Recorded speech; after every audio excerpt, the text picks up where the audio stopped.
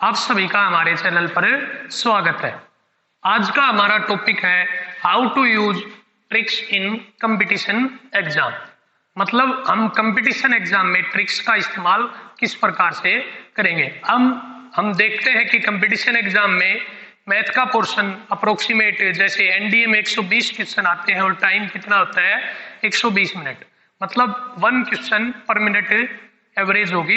इसी प्रकार एयरफोर्स में है, इसी प्रकार नेवी में, इसी प्रकार सभी कंपटीशन एग्जाम में है। तो हम उसके लिए हमें क्या चाहिए, ट्रिक्स का इस्तेमाल करना होगा ताकि हम कम से कम टाइम में ज्यादा से ज्यादा क्वेश्चन अटेम्प्ट कर सकें।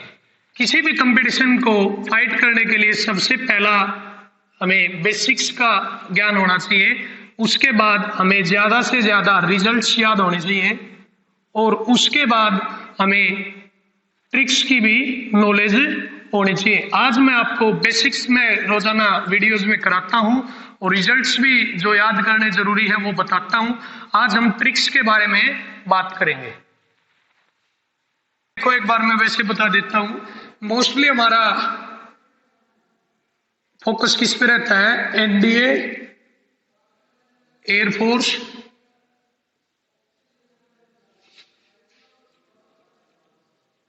And navy. जो और साथ के साथ जितने भी टेक्निकल कोर्सेज हैं उन पर फोकस रहता है। तो देखो जैसे एनडीए में मैथ पोर्शन है जो पार्ट फर्स्ट है, मैथमेटिक्स। मैथमेटिक्स में 120 क्वेश्चन आते हैं। कितने क्वेश्चन आते हैं, 120 क्वेश्चन आते हैं और टाइम कितना होता है 120 मिनट। मतलब क्या है कि 1 क्वेश्चन पर मिनट, हमें 1 मिनट में 1 क्वेश्चन करना होता है। और जैसे कि हमने +1 +2 क्लास में पढ़ा है, हमारे क्वेश्चन बहुत लेंथी बनते हैं सब्जेक्टिव रूल से। 1 मिनट में 1 क्वेश्चन हम अटेम्प्ट नहीं कर सकते। तो इसके लिए हमें किसकी जरूरत होगी, ट्रिक्स की जरूरत होगी। और आज मैं आपको बताऊंगा कि आपको ट्रिक्स किस प्रकार से यूज करने। इसी प्रकार एयरफोर्स में कितने क्वेश्चन आते हैं, 25 क्वेश्चन, और टाइम कितना होता है 25 मिनट। कितना होता है 25 मिनट। तो 1 क्वेश्चन पर मिनट। तो आप बिना ट्रिक्स के किसी भी कंपटीशन एग्जाम को क्वालिफाई नहीं कर सकते। देखो अब हम ट्रिक्स का यूज करेंगे, किस तरीके से करना है हमें वो मैं बताऊंगा। देखो हमारा पहला क्वेश्चन है, ये मैंने कुछ क्वेश्चन लिए हैं जो एनडीए या एयरफोर्स में आए हैं। ये क्वेश्चन एनडीए 2 2017 में आया है और ये भी एनडीए 2 2017 में आया है। पहला क्वेश्चन देखते हैं हम। पहला क्वेश्चन क्या है कि हमें वैल्यू बतानी है sin² 66.5 degree minus sin² 23.5 degree. तो देखो हम यहां से क्या करते हैं, sin² को कोस में चेंज कर लेते हैं, sin 90 - थीटा कोस थीटा और sin थीटा। देखो यहाँ पे हम ओनली ट्रिक पर काम कर रहे हैं, बेसिक्स आपको सब पढ़ चुके हैं। आपको पता है कि sin 90 - थीटा क्या होता है, कोस थीटा होता है। तो हम sin² 66.5 डिग्री को sin² 90 - 23.5 क्या लिख सकते हैं, cos² 23.5। वैसे तो ट्रिक्स कुछ ही क्वेश्चन पर लगती है, आपको बेसिक्स भी जरूरी है और साथ के साथ ज्यादा से ज्यादा प्रैक्टिस की भी जरूरत है। केवल ट्रिक्स से काम भी नहीं बनेगा, आपको बेसिक्स भी आना चाहिए, आपकी कैलकुलेशन स्पीड भी फास्ट होनी चाहिए और आपको ट्रिक्स भी आने चाहिए। तीनों चीज साथ के साथ चलेंगी तभी बात बनेगी। आपको ज्यादा से ज्यादा प्रैक्टिस की जरूरत होनी चाहिए, प्रैक्टिस होनी चाहिए, तभी हम क्वेश्चन को जल्दी से जल्दी सोल्व कर सकते हैं। अभी ये बात आपको बतानी पड़ रही है मुझे। अगर मैं ये बात सीधा बोलता कि sin² चेंज कर लिया हमने cos² में, अब हम यहाँ पे cos² minus sin² formula use करेंगे cos 2a। कौन सा यूज किया हमने, cos 2a, तो कितना हो गया 47 डिग्री। और हमारा ऑप्शन आ गया बी। यहाँ पे हमने कौन सा फॉर्मूला यूज किया, कोस स्क्वायर ए माइनस साइन स्क्वायर ए, क्या हो गया कोस 2a। तो ये रिजल्ट ज्यादा से ज्यादा रिजल्ट याद होनी चाहिए, ज्यादा से ज्यादा रिजल्ट्स का याद होना ही एक ट्रिक है। वैसे कुछ अलग से भी आइडिया वगैरह ट्रिक वगैरह बताऊंगा जो ऑप्शन का यूज करके हमें कर सकते हैं। अगला क्वेश्चन देखते हैं। अगला क्वेश्चन है हमारे पास, if sine inverse 5/x plus sine inverse 12/x बराबर है π/2। देखो हमें क्वेश्चन नहीं करना, उससे पहले एक सीधी ही बात है कि 5 और 12 दिए गए हैं और ट्रिपलेट क्या होते हैं, Pythagoras triplet, Pythagoras triplet, Pythagoras triplet 5 12 है तो तीसरा क्या होगा 13। हम डायरेक्ट तुक्का लगा सकते हैं 13। अब चेक करते हैं, एक बार आपको चेक करके बताता हूं। साइन इनवर्स 5/13 साइन इनवर्स 12/13 बराबर है π/2। किसी एक को चेंज कर लो कोस में, ट्रायंगल का यूज करके हमने किस में चेंज किया, perpendicular upon hypotenuse, base upon hypotenuse. अब देखो sine inverse x plus cos inverse x क्या थी, एक प्रॉपर्टी थी π/2। हमारा ये रिजल्ट सही है तो हमारा ऑप्शन है सी भी सही है। देखो हमें केवल इतना याद रखना है, पाइथागोरस ट्रिपलेट से हमारा सीधा आंसर 13 आ गया। हम तो हमारा अगला क्वेश्चन है कि हमें एक पैरेललोग्राम के 3 वर्टिसेस दिए गए हैं। देखो A B C D. A vertices है 1a, बी वर्टिसेस है 2b, बी है 3a और सी वर्टिसेस है 2b। हमें डी वर्टिसेस निकालना है। तो हमें पता है कि जो पैरेललोग्राम है वो मिड पॉइंट पर बाइसेक्ट करता है। मतलब क्या है कि mid point of A C is equal to mid point of B D. दोनों के डायगोनल क्या होते हैं, मिड पॉइंट क्या होते हैं, बराबर। अब देखो करते हैं 1 + 2/2 इज इक्वल टू 3 + x/2।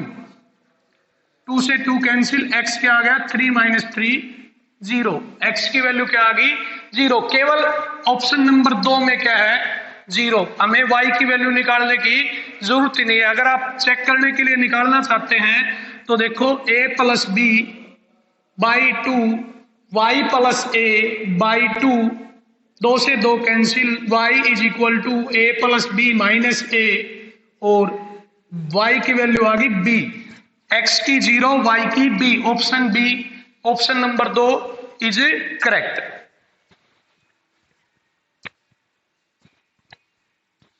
अगला क्वेश्चन है, हमें स्क्वायर रूट फाइंड आउट करना है किसका, 3 + 4 आइटा का। किसका 3 + 4 आइटा का। देखो आपको क्या करना है कि जो यहाँ पे आइटा फॉर्म में है उसको 2ab का इक्वल मानना है, क्योंकि हमारा रूल होता है a² + b² + 2ab, a + b का होल स्क्वायर। तो 2ab = 4 आइटा, ab = 2 आइटा।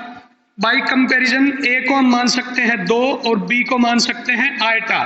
तो इसका स्क्वायर रूट आ गया 2 + आइटा। ऑप्शन फर्स्ट, इसका आंसर आ गया 2 + आइटा। इस तरीके के क्वेश्चन आप मेरी वीडियो कॉम्प्लेक्स नंबर टॉपिक पर है उसमें और भी देख सकते हैं।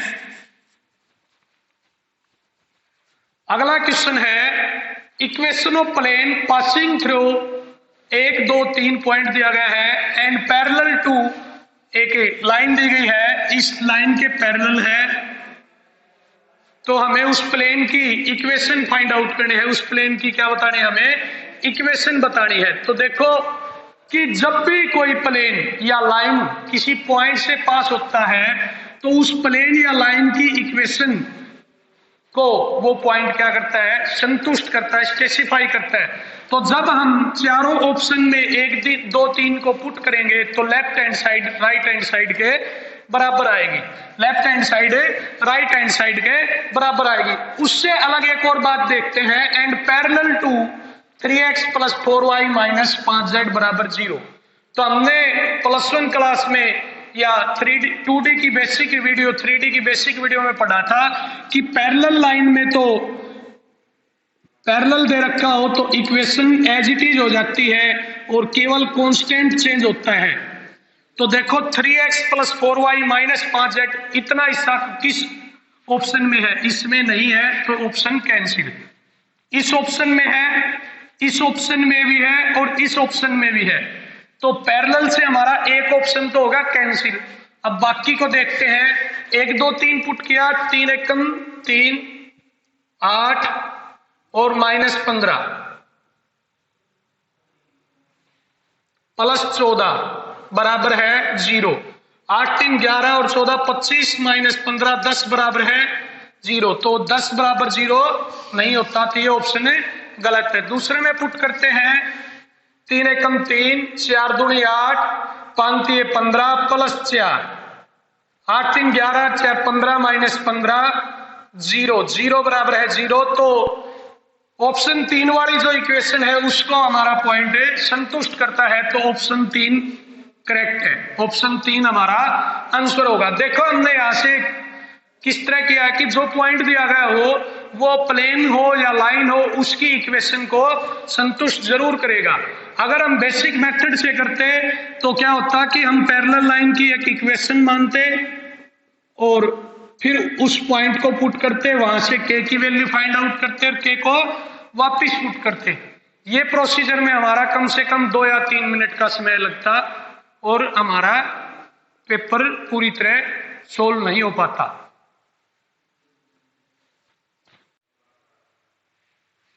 देखो हमारा अगला क्वेश्चन है, number of diagonal in an sided polygon. हमें एक पॉलीगन के डायगोनल बताने हैं जिसमें साइड एन है। वैसे तो अगर हमें डायरेक्ट फॉर्मूला याद है तो बहुत अच्छा है कि हमें डायरेक्ट फॉर्मूला याद रखना चाहिए, क्योंकि यहाँ पे तो फॉर्मूला पूछा गया है। अगर साइड देकर डायगोनल पूछता तो वहां पर क्या यूज होता, फॉर्मूला यूज होता। अब इस क्वेश्चन को हम कैसे सोल्व करेंगे कि हमें पता है कि कोई क्वाड्रिलेटरल ले लो, क्वाड्रिलेटरल में कितनी साइड होती है, क्वाड्रिलेटरल में 4 साइड होती है और डायगोनल कितने होते हैं 2। तो हम n की वैल्यू को 4 पुट करेंगे ऑप्शन में। अब जिस भी ऑप्शन का आंसर 2 आएगा वही हमारा आंसर होगा। पहला ऑप्शन है n इंटू n माइनस 1/2, 4 गुणा 4 में से 1 गया 3/2, कितना आ रहा है 6। तो ये तो नहीं है क्योंकि डायगोनल क्वाड्रिलेटरल में 2 होते हैं।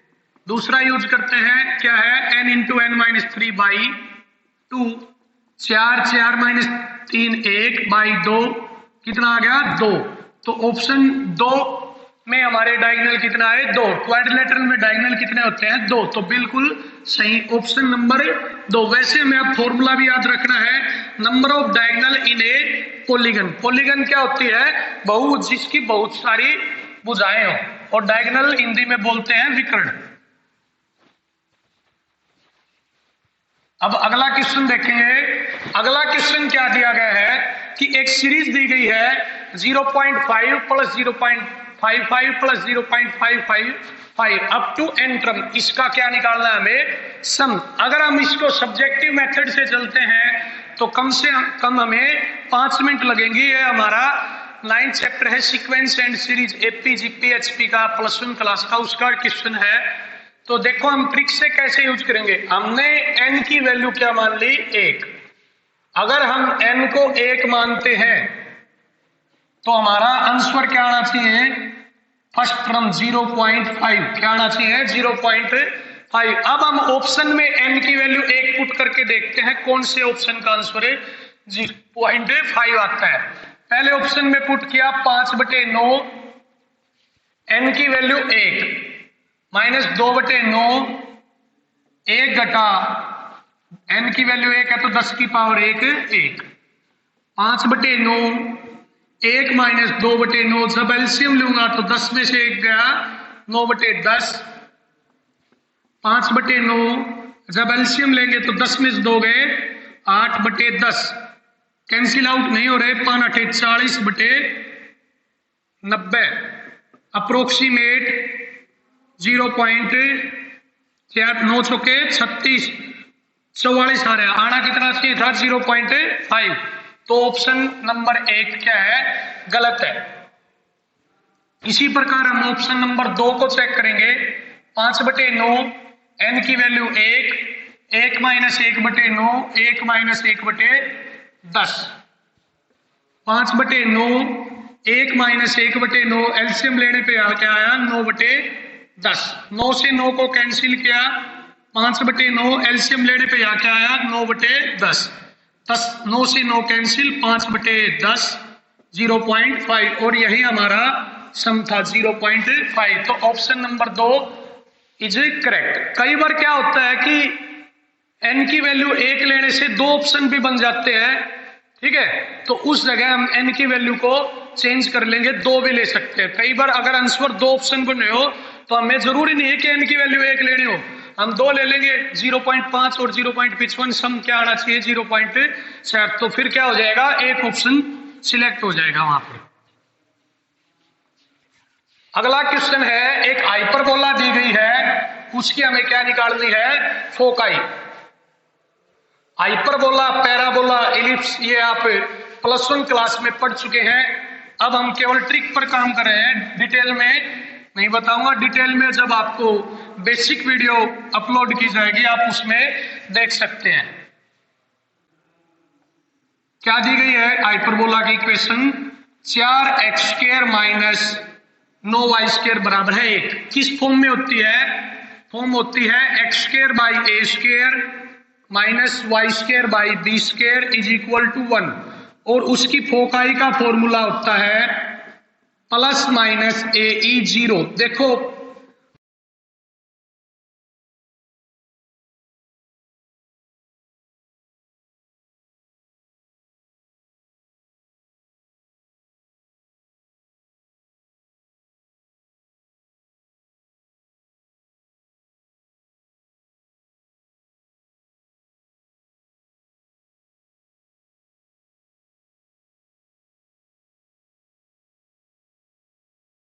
पहले इसको फॉर्म में कन्वर्ट करते हैं। अब देखो a² कितना है 1/4, b² कितना है 1/9, एलसीएम लेने पर 9 4 13/36, 13 का स्क्वायर रूट नहीं हो सकता और 36 का 6, तो plus minus root 13/6। Option number 2 बिल्कुल सही। एक बार फिर से रिपीट कर देता हूं, इलिप्स की फॉर्म में कन्वर्ट किया। पहले फोकाई का फॉर्मूला क्या है, डायरेक्ट √a² प्लस b²। यहाँ पे x² x पॉजिटिव है तो x के टर्म में आने चाहिए, 2 ऑप्शन हमारे y के टर्म में थे वो कैंसिल हो गए थे। अब हमने फॉर्मूला अप्लाई किया तो क्या आई, प्लस माइनस रूट 13/6।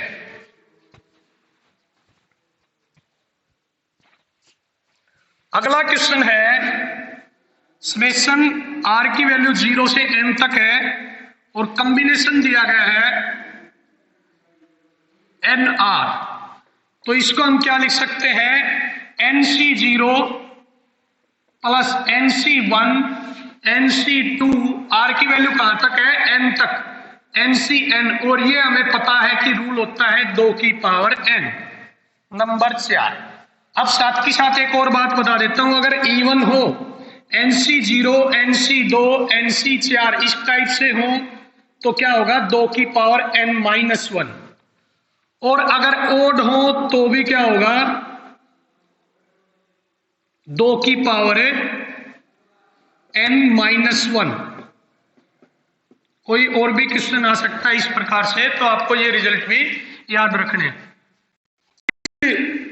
का मतलब ही रिजल्ट को ज्यादा से ज्यादा याद रखना है। आप ज्यादा से ज्यादा अगर रिजल्ट याद रखोगे तो कंपटीशन एग्जाम में रिजल्ट्स को यूज करने पर आपका समय कम से कम लगेगा। अगला क्वेश्चन है, limit x tend to 0 logarithm 5 1 + x/x। अगर आपको रिजल्ट याद है, प्रॉपर्टी याद है तो बहुत अच्छा है। और मैंने एक लिमिट एंड डेरिवेटिव की वीडियो में बताया था कि हम पूरे चैप्टर में एल हॉस्पिटल रूल यूज कर सकते हैं।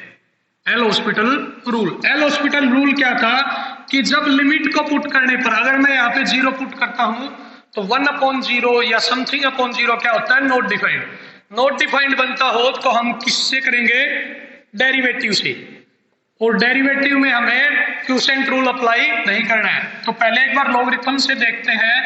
इसको मैं क्या लिख सकता हूं, लॉगरिथम 1 + x बाई इसका बेस क्या है, लॉगरिथम 5 इंटू x। अब देखो लॉगरिथम 5 तो क्या है, कांस्टेंट, कांस्टेंट कॉमन ले लिया।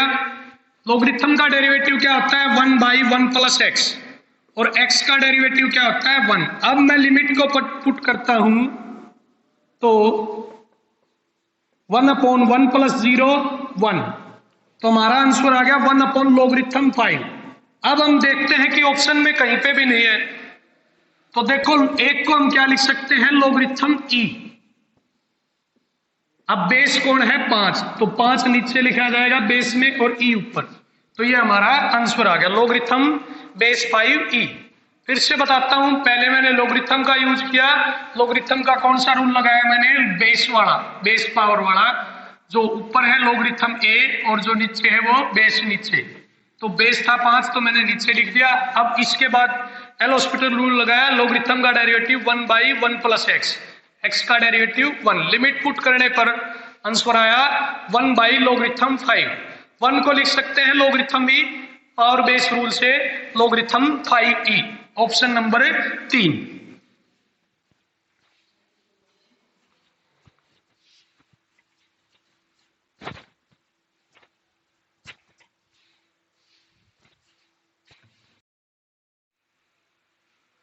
हमारा अगला क्वेश्चन है, हमें वैल्यू फाइंड आउट करनी है डिटर्मिनेंट की। तो देखो हम डायरेक्ट करते हैं इस टाइप के क्वेश्चन को डिटर्मिनेंट में। किससे करते थे, ऑपरेट करके r1 - r2, r2 - r3। उससे थोड़ा प्रोसीजर लंबा होगा और डिफिकल्ट भी होगा। यहाँ पे हम क्या करते हैं कि कोई भी क्वेश्चन हो, हम x y को 1 भी मान सकते हैं, 0 भी मान सकते हैं। चलो मैंने 0 मान लिया, 1 0 2 कुछ भी मान सकते हैं। मैंने 0 मान लिया तो ये क्या हो गया, 1 1 1 1 1 1 1 1 1। क्लियर है। जब क्या हो, रो और कॉलम सेम हो तो क्या होगा, आंसर 0। क्या होगा, 0। अब ऑप्शन में कहीं पर भी 0 नहीं है, लेकिन मैंने x y 0 माना तो ऑप्शन ये भी बन रहा है, ये भी बन रहा है और ये भी बन रहा है, तो मैं 0 को इसमें नहीं मानता हूं। हम 0 जब देखते हैं तो हमारा आंसर नहीं बन रहा। 1 मान लेते हैं तो क्या आता है, 1 1 1 1 2 1 1 1 2। अब डिटर्मिनेंट फाइंड आउट करते हैं। 1 गुणा में 4 - 1 -1 गुणा में 2 - 1 और +1 गुणा में 1 - 2। 4 -1 और -1 क्या आता है, आंसर 2। अब ऑप्शन में चेक करते हैं 2 किसका आता है, 1 और 1 2, और ये क्या आता है 3, ये क्या आता है 1 और ये क्या आता है 0, तो ऑप्शन ए इज करेक्ट। हम 1 भी मान सकते थे, 2 भी, 0 भी, हमने 1 माना तो हमारा ऑप्शन नंबर ए आ गया। 0 से भी बात बन सकती है, ज्यादातर क्वेश्चन में इसमें हमारी बात नहीं बनी तो हमने 0 को छोड़ दिया। अगला क्वेश्चन है कि 2 व्यक्ति है, 2 men hit a target with probability 1/2 and 1/3। 2 व्यक्ति हैं, हमने मान लिया A और B, टारगेट को हिट करते हैं तो उनकी प्रोबेबिलिटी, A की probability hit the target 1/2, B की है 1/3। हमें फाइंड आउट करना है, find the probability exactly one of them hit the target. Exactly one of them का मतलब है A करेगा तो B हिट नहीं करेगा, B करेगा तो A हिट नहीं करेगा।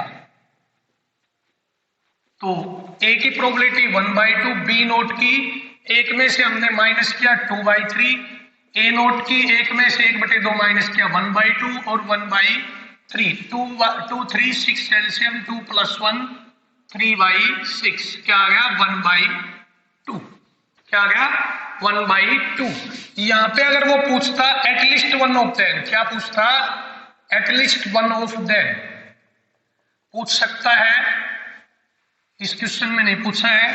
तो क्या करेंगे, 1 minus T A naught into P B naught, दोनों की नोट की निकालेंगे और एक में से सब्ट्रैक्ट कर देंगे। तो हमारा आंसर तो वैसे क्या आया था एग्जैक्टली वन ऑफ देम का 1/2। अगला क्वेश्चन देखेंगे, हमें फाइंड आउट करनी है वैल्यू साइन की पावर 6 थीटा कोस थीटा की power 6 plus 3 sine square theta cos square theta. देखो भाई, आपको रिजल्ट याद है तो बहुत अच्छा है, 0 आंसर आएगा ना, 1 आंसर आएगा मेरा तो शायद, क्योंकि इसको हम सोल्व करते हैं। प्रूव दैट का क्वेश्चन था, साइन की 6 प्लस कोस की 6 क्या होता है, 1 minus 3 sine square theta cos square theta. तो प्लस माइनस ही हो गए कैंसिल, क्या आ गया आंसर 0, क्या सॉरी 1, ये क्या हो गए कैंसिल आउट। ठीक है, ये प्रूव दैट में क्वेश्चन था, तो वो रिजल्ट डायरेक्ट याद है मुझे, तो मैंने रिजल्ट अप्लाई कर दिया। वही बात है, रिजल्ट ज्यादा से ज्यादा याद होंगे तो क्वेश्चन जल्दी सोल्व होगा। अब बात है कि रिजल्ट याद न हो, तो मैंने कहा था कि हम ट्रिग्नोमेट्री को by putting values of theta से कर सकते हैं। ध्यान रखना है कि थीटा की वैल्यू ऐसी पुट करेंगे कि नोट डिफाइंड न बनता हो, 0 कर सकते हैं, साइन 0 0, कोस 0 1, साइन 0 0, कोस 0 1, 0 की पावर कुछ भी हो, 1 की पावर 1, 3 गुणा 0 0, तो आंसर आ गया 1 by putting values of theta. Trigonometry के 90% क्वेश्चन इस मेथड से हो जाते हैं। इस पर मैंने वीडियो भी बनाई है ट्रिग्नोमेट्री की, आप देख सकते हैं। अगला क्वेश्चन है tan 15 degree plus cot 15 degree. देखो भाई, some values of trigonometric ratio की वीडियो में मैंने वैल्यू बताई है, tan 15 की 2 माइनस रूट 3, कोट 15 की 2 प्लस रूट 3। ऐड करते हैं तो क्या आता है आंसर 4, क्या आता है आंसर 4। तो ये वैल्यूज याद करनी है हमें, 15 degree 75 degree 18 degree 36 degree 72 degree 54 degree और 7.5 22.5 11.25, ये सारी याद करनी है। अगला क्वेश्चन है, हमें स्क्वायर रूट फाइंड आउट करना है आयोटा, इसका आयोटा। कॉम्प्लेक्स नंबर की वीडियो में मैंने कल ही करवाया है आयोटा का स्क्वायर रूट, 2 से गुणा 2 से भाग, एक ऐड कर दिया, एक सब्ट्रैक्ट कर दिया, 1 प्लस 2 आयटा माइनस 1 को लिखता हूं मैं आयटा स्क्वायर, क्योंकि आयटा स्क्वायर की वैल्यू होती है -1। ऊपर वाला हो गया a प्लस बी का होल स्क्वायर, 1 प्लस आयटा का होल स्क्वायर, और नीचे √2 लिख लो, होल स्क्वायर से cancel, 1 plus iota by √2 plus minus, तो 1 plus iota by √2 plus minus option number 2। Similarly root minus iota का स्क्वायर रूट क्या होगा, plus minus 1 minus eta by √2। देखो अभी मैंने निकालने बताए हैं, आगे आपको इनकी वैल्यू याद रखनी है, क्योंकि ज्यादा से ज्यादा रिजल्ट याद रखोगे तो ही टाइम की बचत हो सकती है। मैंने बताया कि कंपटीशन एग्जाम में basics plus results plus tricks तीनों चीजें काम करेंगी। केवल ट्रिक से, केवल जुगाड़ से बात नहीं बनेगी, आपको ज्यादा से ज्यादा प्रैक्टिस करनी होगी, ज्यादा से ज्यादा रिजल्ट याद करने होंगे, और ज्यादा से ज्यादा प्रैक्टिस करोगे तो ट्रिक्स अपने आप बनती जाएंगी। आप ज्यादा से ज्यादा प्रैक्टिस करोगे तो आपकी ट्रिक्स ज्यादा से ज्यादा बनेंगी, और आप खुद कहोगे कि आज मैंने एक ये नई ट्रिक बनाई। तो देखो अगला अपना क्वेश्चन देखते हैं कि दिया गया है, if 1 plus x square is equal to 0, then हमें फाइंड आउट करना है x की पावर 31। देखो हमने क्यूब रूट ऑफ यूनिटी में पढ़ा था कि 1 plus omega square is equal to क्या होता है 0।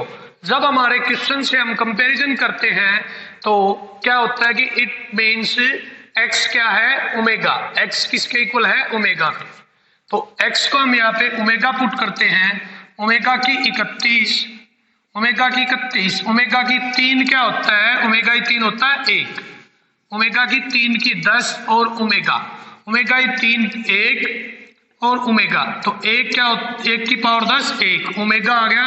ओमेगा इट मीन्स हमारा आंसर आ गया x। Option A, option A हमारा आंसर आ गया।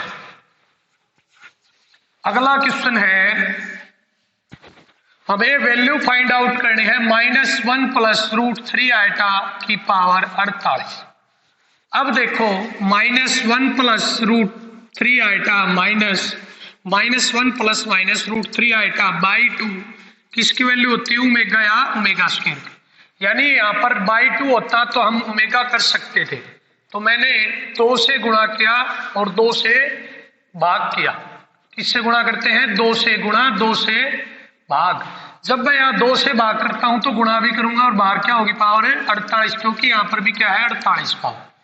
अब इसको लिखता हूं ओमेगा की 48 और ओमेगा की 3 पिछले क्वेश्चन में मैंने बताया क्या होता है 16 1, और ओमेगा की 3 के जितने भी मल्टीपल है वो भी क्या होंगे 1। तो 1 की पावर 16 1 और गुणा 2 की 48, आंसर आ गया 2 की 48। ठीक है। हमारा अगला क्वेश्चन है, हमें नंबर ऑफ टर्म्स बतानी है एक्सपेंशन में। एक्सपेंशन क्या दी गई है, 1 + 2x + x² की पावर 10। अंदर वाले एक्सपेंशन को देखता हूं तो a + b की 2 बनता है, 1 + x की 20। अब देखो यहां से ही देख लो, जब पावर 2 थी तो टर्म कितनी थी 3, तो एक टर्म ज्यादा होती है पावर से, तो 20 है तो टर्म कितनी होंगी 21। कितनी टर्म होंगी 21, n + 1। बाइनोमियल थ्योरम से है ये टॉपिक नंबर ऑफ टर्म का। नंबर ऑफ टर्म के 1-2 क्वेश्चन और भी डिस्कस करेंगे आज। देखो आज जो हम टॉपिक कर रहे हैं uses of tricks in competition exam, इस टॉपिक में हम हमारे +1 +2 के मैथ के या टेक्निकल एग्जाम के मैथ के लगभग सभी टॉपिक से बारी बारी से क्वेश्चन लेंगे। ठीक है, अब आगे क्वेश्चन देखेंगे।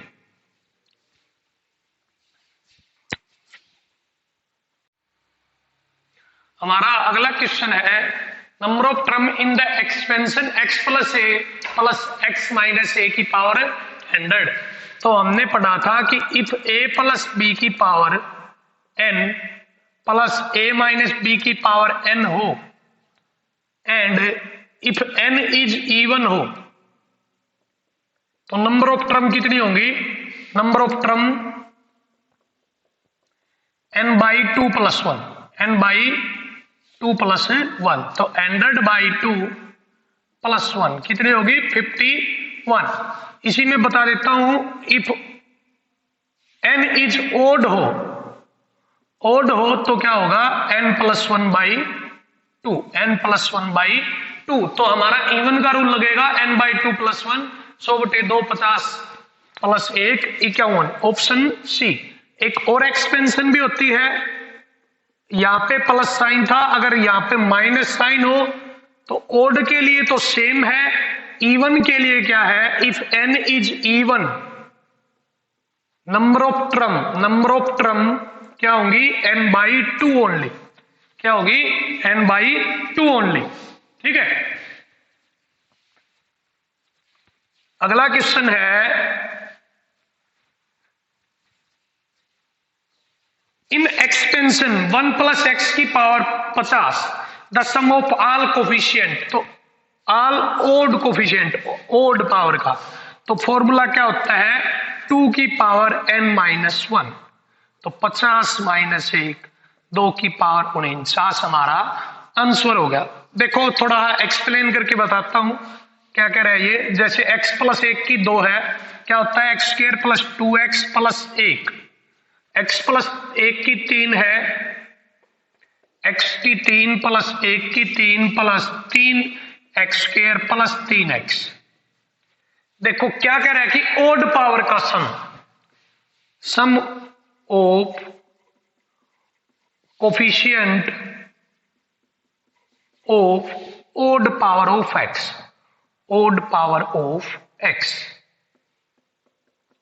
तो यहां से थे ओड पावर x की क्या है 1, तो यहां पे सम कितना है 2, यहां पे x³ भी है 3x भी है, तो यहाँ पे कोफिशिएंट 1, यहाँ पे 3, तो 3 और 1 4। यदि पावर 2 है तो क्या हुआ, 2 की पावर 1। यदि पावर 3 है तो 2 की पावर 2। यदि पावर 4 होगी, पावर 4 तो 2 की पावर 3, पावर n तो पावर n है तो सम 2 की पावर n-1। शायद सभी को डिटेल में भी समझ में आया होगा और डायरेक्ट फॉर्मूला भी पता चल गया होगा। अब देखो अगला क्या कह रहा है कि if ABCD are in AP then ABD ACD and BCD are in. तो देखो हम क्या करते हैं, A को B 1 मान लिया, B को 2, C को 3, D को 4, AP में मान लिया मैंने। अब हमें फाइंड आउट करना है ABD ACD और BCD चेक करना है। ABD 1 3 चौक 12, 1 3 चौक 12। ACD 1 3, ABD 1 2 4, कितना होया 8, यहाँ पे क्या होया 12। B 2 C 3 D 4, 2 3 6 चौके 24। तो मतलब क्या आ गया 12 8 12 24 आ गए। तो देखते हैं AP में नहीं है, क्या है डिफरेंस 4 का और यहाँ 12 का। GP में भी नहीं है क्योंकि रेशियो सेम नहीं है, ठीक है। तो ऑप्शन बच गया HP, तो HP हमारा आंसर है। HP के लिए क्या था, HP के लिए था कि if ABC are in HP then result क्या होगा, C is equal to 2AB by A plus B। Check कर सकते हैं 2AB 8 गुणा 24 बटे A प्लस B 8 24 32, 16 दूनी 32, 12 C 12 आ गया। तो ये HP में है। अगर हमें HP की नॉलेज नहीं हो तो भी हम इस क्वेश्चन को कर सकते थे, क्योंकि AP GP में तो है नहीं, नन ऑफ दिस बहुत कम होता है, तो HP हमारा आंसर हो गया भाई। अगला इसी प्रकार क्वेश्चन है, if ABCD are in AP 1 2 3 4 5 6 E minus C, E कितने पे है 5 पर, C कितने पे है 3 पर, तो 2 आंसर आना चाहिए। देखो किस ऑप्शन का है, पहले का 2 इंटू C माइनस 1 3 माइनस 1 2 दूनी 4, तो ऑप्शन गलत। D माइनस C 4 माइनस 3 1 2 बिल्कुल सही बन रहा है भाई। अभी चेक करते हैं बाकी को भी। F 6 माइनस 4 4 गलत। D माइनस C 4 माइनस 1 3 1 बन रहा है, तो ये भी गलत। तो ऑप्शन नंबर 2 इज करेक्ट। जब हमने ABCD को AP में 1 2 3 4 5 6 माना तो हमारा आंसर इजीली बन गया। अगर हम वैसे करते कि D1 निकालते D2 निकालते फिर कंपैरिजन करते तो बहुत मुश्किल होता। अब देखो क्या दिया गया है कि 2 नंबर है A एंड B, उनका अर्थमेटिक मीन क्या होता है A प्लस B बाई 2, और ज्योमेट्रिक मीन क्या होता है रूट AB। क्या होता है रूट AB। तो रेशियो क्या दिया गया है 5:3। अब देखो भाई हमें बताना है कि उन A और B का रेशियो क्या है। तो वैसे अगर हम करेंगे तो यहां पे एक रूल लगेगा, apply component and dividend rule. Component and dividend rule, वो रूल अगर यहाँ पे अप्लाई करते हैं तो टाइम लगेगा। अब यहां से हमें पता चलता है कि A और B की जो गुणा है एक वो परफेक्ट स्क्वायर नंबर होनी चाहिए। A और B की गुणा क्या होनी चाहिए, एक परफेक्ट स्क्वायर नंबर होनी चाहिए। तो ज्यादातर ऑप्शन हम वही यूज करेंगे जिसमें कि अपॉन वाली टर्म किसमें हो परफेक्ट स्क्वायर में हो। किसमें हो परफेक्ट स्क्वायर में। या तो पहला दूसरा कैंसिल मानते हैं एक बार, या तो 2 नंबर है चलो गुणा करते हैं 9 में 18, ये भी कैंसिल हो गया। 9 एकम 9 यही ज्यादा फिट बैठ रहा है, तो A को हम 1 मानते हैं, B को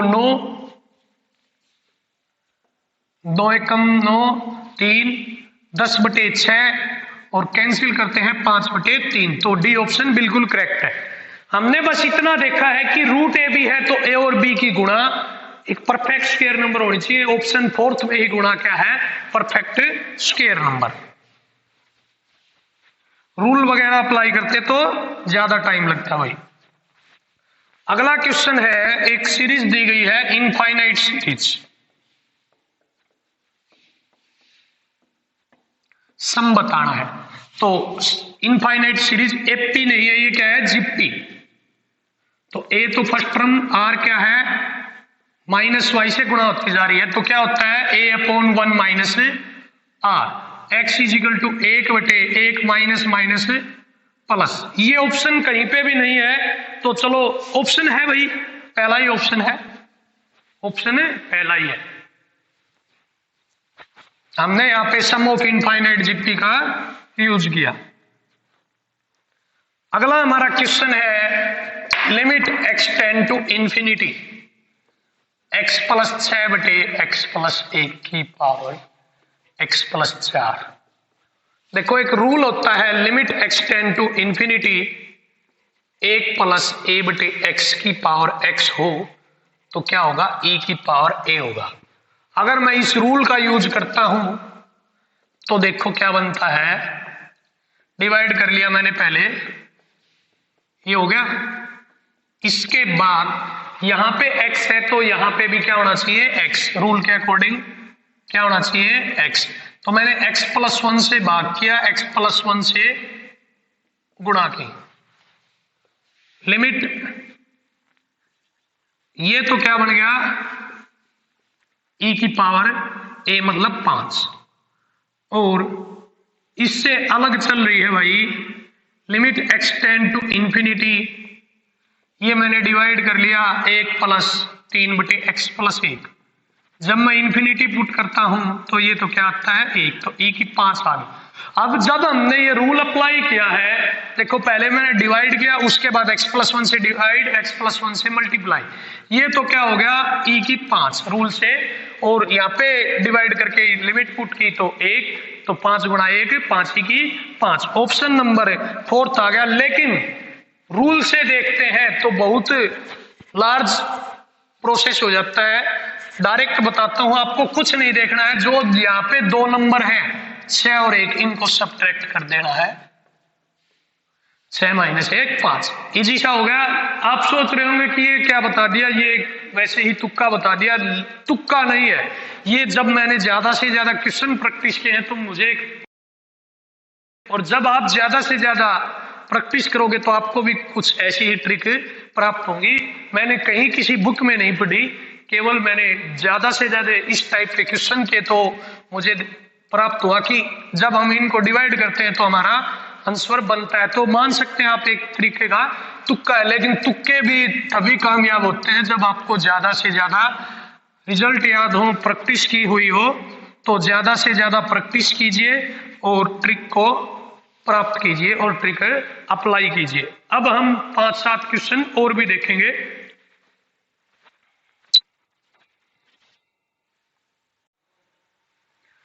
हमारा अगला क्वेश्चन है लॉगरिथम से। If logarithm base 8 m logarithm base 8 1/6 is equal to 2/3 then value of m।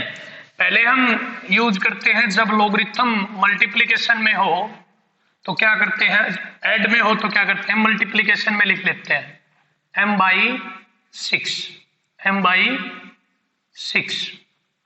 Is equal to 2/3। मैंने यानी इस पर रूल लगाया, logarithm a plus logarithm b is equal to logarithm ab।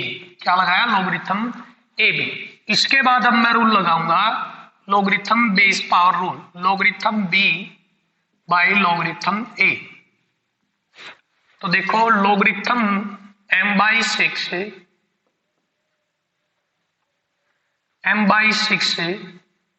Upon logarithm 8 is equal to 2/3। अब देखो इससे आगे अगर हम ऑप्शन को यूज करते हैं तो थोड़ा क्वेश्चन इजी रहेगा। अब मैंने यहाँ पे ऑप्शन ए को पुट किया, m की वैल्यू मैंने यहाँ पर 24 पुट की तो 24/6 कितना आएगा 4, और लॉगरिथम 4/लॉगरिथम 8। लॉगरिथम 4 को लिख सकता हूं मैं 4 की 2 की पावर 2, 2 की पावर 3। पावर आगे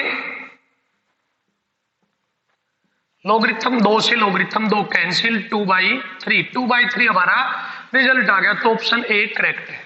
देखो मैंने पहले ए जमा बी लॉगरिथम बी गुणा में हो जाता है, फिर मैंने बेस पावर रूल लगाया, उसके बाद मैंने m को पुट किया ऑप्शन ए से 24/6 4। अब मैंने 2 की पावर 2, 2 की पावर 3 पावर आगे आ गई, 2 लॉगरिथम 2, 3 लॉगरिथम 2, लॉगरिथम 2 से लॉगरिथम 2 कैंसिल, 2/3 रिजल्ट आ गया। तो option A is correct. Logarithm की एक टॉपिक की एक वीडियो भी जरूर बनाएंगे। अगला क्वेश्चन हमें रेडियस ऑफ स्फीयर निकालने, क्या निकालने हैं? Radius of sphere. देखो स्फीयर की इक्वेशन क्या होती है? Equation of sphere, equation of sphere होती है x² + y² + z² 2gx 2fy और 2hz + c। इसी प्रकार की थोड़ी ही सर्कल की होती है। तो देखो कोफिशिएंट पहली बात तो यहाँ पर सेम होने चाहिए, सर्कल में भी ऐसा ही होता है और स्फीयर में भी ऐसा ही होता है। ये 3D होता है, वो 2D होता है। तो पहले हम इसको इस टाइप में लिखते हैं, तो x² y² 3 से डिवाइड करेंगे, z² -8x/3 4y/3 8z/3 और -5। अब देखो यहां से g की वैल्यू जब मैं कंपेयर करूंगा तो क्या आएगी? -4/3। f की वैल्यू क्या आएगी? 2/3 और h की वैल्यू 4/3 और c की वैल्यू क्या आएगी? -5। c की वैल्यू क्या आएगी? -5। अब रेडियस क्या होती है? g² + f² + h² -c। जब मैं करता हूं तो 16/9 4/3 का 4/9 16/9 और -c तो +5 बाई टेकिंग एलसीएम, 9 एलसीएम आ गया, 16 4 20 16 36 और 9 5 45 36 81 9 9 81 9 का स्क्वायर रूट 3 3 हमारी रेडियस आ गई। तो इक्वेशन ऑफ स्फीयर से कंपैरिजन किया, जी एफ एच और सी की वैल्यू निकाले, रेडियस ऑफ स्फीयर का ये फॉर्मूला है, पुट कर दिया हमने, रेडियस क्या आ गई? 3। अभी हम केवल ट्रिक्स को यूज करने की एक ये वीडियो बना रहा हूं। वैसे मैंने बेसिक्स पर सभी टॉपिक पर धीरे धीरे वीडियो बनानी शुरू कर रखी है, आप शायद देखते होंगे, जो नहीं देखता वो देख सकता है। ठीक है, और आगे देखते हैं अब क्वेश्चन हमारा, एसेंट्रिसिटी ऑफ द कर्व। ये कर्व दी गई है, इसकी एसेंट्रिसिटी निकालनी है। तो ध्यान से देखो, 4x² + 9y² बराबर है 144। शायद इलिप्स की है, देखते हैं दोनों तरफ। तो 144 से डिवाइड करने पर 36 16 किसकी है? इलिप्स की। तो एक बात तो क्लियर है कि x² का इंटरसेप्ट बड़ा है तो x की टर्म में आएगी, फोकाई जो भी टर्म आएगी, लेकिन यहाँ पे इसेंट्रिसिटी पूछी है और एसेंट्रिसिटी का फॉर्मूला है a² - b² by a, 36 - 16/6 root 20/6, 4 5 20 2 root 5/6, 2 5 2 3 6 root 5/3। Formula क्या है? √a² - b² by a। हमारा अगला क्वेश्चन है, यही कर्व थी इलिप्स से और इसका एरिया फाइंड आउट करना है। तो 36y²/16 बराबर है 1। यहां से a निकालता हूं 6, b निकालता हूं 4। एरिया का एक डायरेक्ट फॉर्मूला है, एरिया ऑफ इलिप्स πAB। हमने area under curve, area of curves का टॉपिक पढ़ा है +2 क्लास में, उससे है ये। तो πA 6 b 4 6 चौक 24 पाई। तो इस टॉपिक से भी जितने भी क्वेश्चन हैं उन सब के बारे में ट्रिक्स पर एक वीडियो बनाऊंगा। आप लगातार हमारे चैनल पर वीडियो देखते रहें और चैनल को सब्सक्राइब करते रहें, लगातार देखते रहें।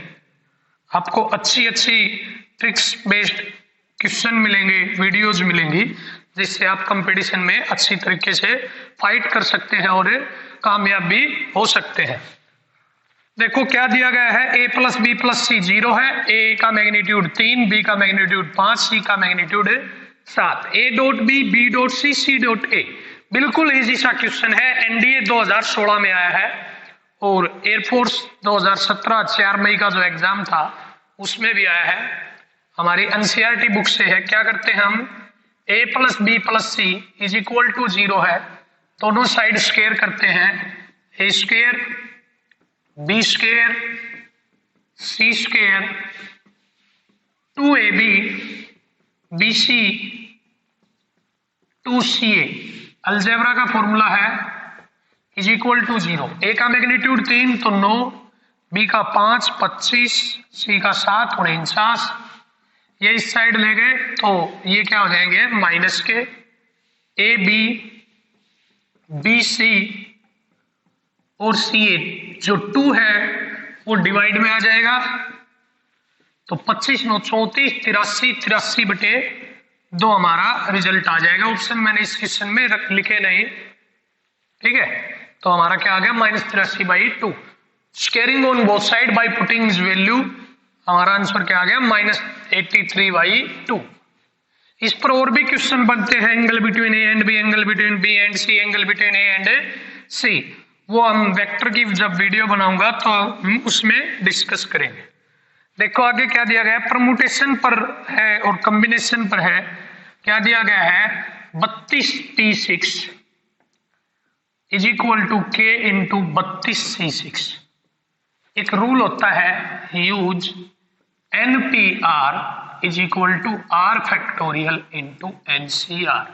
तो यहां से कंपेयर करते हैं तो K क्या हो गया R फैक्टोरियल, और R की वैल्यू क्या है 6, तो 6 फैक्टोरियल 6 5 4 3 2 1, हमारा आंसर होगा कितना आएगा 720। केवल ये रिजल्ट याद रखना है, आपका आंसर आसानी से आ जाएगा। देखो भाई ज्यादा से ज्यादा रिजल्ट याद रखने जरूरी है। रिजल्ट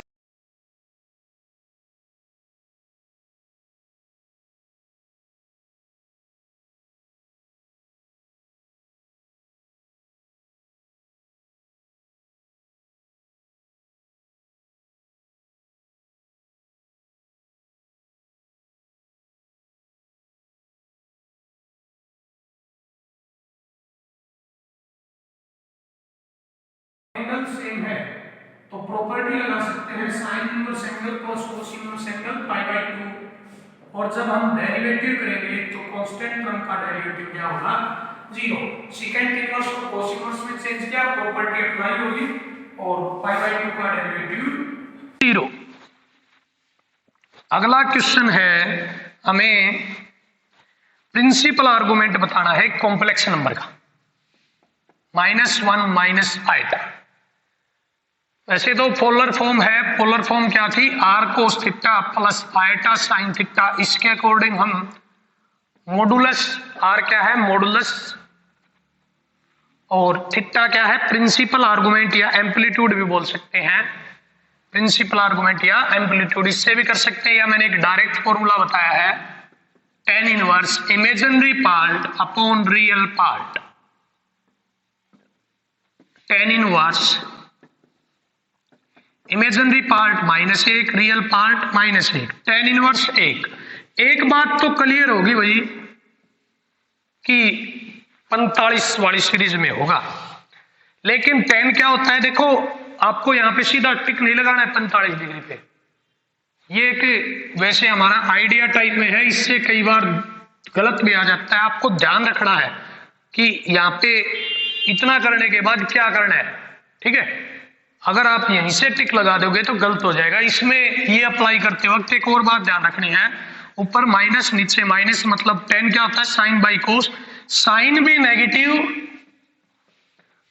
कोस भी नेगेटिव, किस क्वाड्रेंट में होता है भाई, साइन भी नेगेटिव कोस भी नेगेटिव, किस में होता है थर्ड क्वाड्रेंट में। तो 45 की सीरीज का थर्ड क्वाड्रेंट में क्या है 225। एक बात और है, मैंने बताया है कि क्या है कि 225 180 से ज्यादा प्रिंसिपल आर्गुमेंट नहीं हो सकता, तो इसको हम लिख सकते हैं -135 डिग्री पर। किस पर लिख सकते हैं? -135 डिग्री पर, -3π/4। किस पर लिख सकते हैं? -3π/4 पर।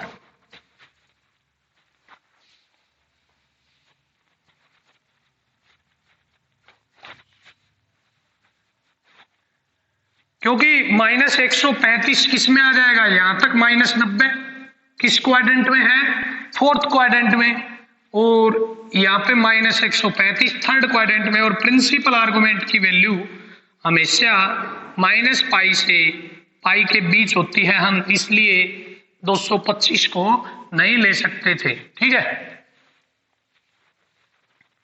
अगला क्वेश्चन है आइटा की पावर 1000, आइटा की पावर 1001, आइटा की पावर 1002, आइटा की पावर 1003, ये रिजल्ट बताना है। तो आपको एक बात ध्यान रखनी है, जब आइटा की पावर कंजुगेटिव हो, लगातार हो और सम पूछा गया हो, तो रिजल्ट क्या होगा? 0। हमेशा रिजल्ट क्या होगा? 0। कॉम्प्लेक्स नंबर पर एक वीडियो बनाया था कल मैंने, उसमें आप अच्छे तरीके से देख सकते हैं। अगला क्वेश्चन है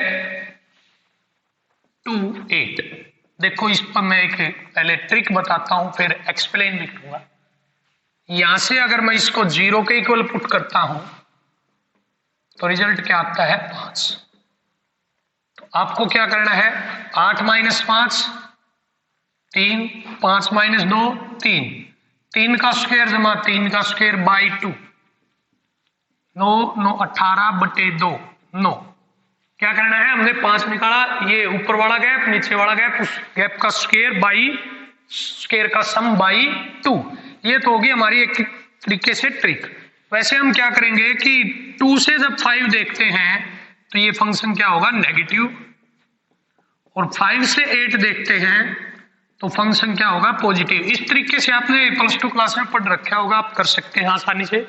लेकिन ये एक ट्रिक है, ऊपर वाला गैप देखा, उसका स्क्वायर जमा नीचे वाले गैप का स्क्वायर, दोनों का ऐड बाई 2। आप किसी और भी क्वेश्चन पर अप्लाई करके देख सकते हैं, लेकिन ध्यान रखना है 2 और 8 के बीच में होना चाहिए ये नंबर। और भी देख सकते हैं, ये भी देख सकते हैं। ठीक है,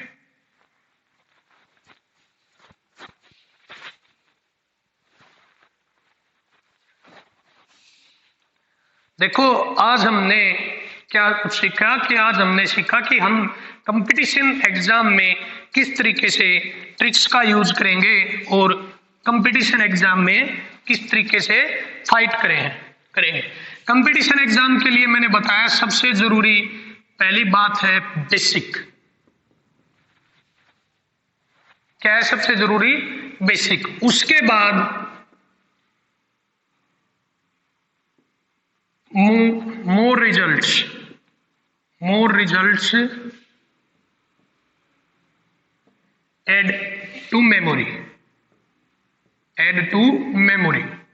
हमारे दिमाग में ज्यादा से ज्यादा रिजल्ट्स ऐड होने चाहिए। जितने ज्यादा रिजल्ट्स याद होंगे उतना ही जल्दी क्वेश्चन सोल्व होगा। तीसरा है ट्रिक्स। और तीनों चीजों से जरूरी है प्रैक्टिस। वो आप टॉपिक पर भी कर सकते हैं, सैंपल पेपर भी कर सकते हैं टॉपिक क्लियर होने के बाद। ठीक है, अगर आप बेसिक्स, रिजल्ट्स और ट्रिक्स और प्रैक्टिस पर सैंपल पेपर ज्यादा से ज्यादा करते हैं तो आप किसी भी कंपटीशन में फाइट कर सकते हैं और किसी भी कंपटीशन एग्जाम को आसानी से पास कर सकते हैं। मैं आगे आपको इस तरीके की मजेदार ट्रिक्स और भी बताता रहूंगा। और आज तो हमने अप्रोक्सीमेट 35 क्वेश्चन किए हैं, जिसमें लगभग सभी टॉपिक्स के एक 2 क्वेश्चन हमने यूज किए। अब वैसे भी मैं लगातार इनकी अलग से वीडियो टॉपिक वाइज बनाता रहूंगा, आप देखते रहना। और अगर आपको वीडियो अच्छी लगती है तो लाइक एवं सब्सक्राइब करते रहना। Thank you.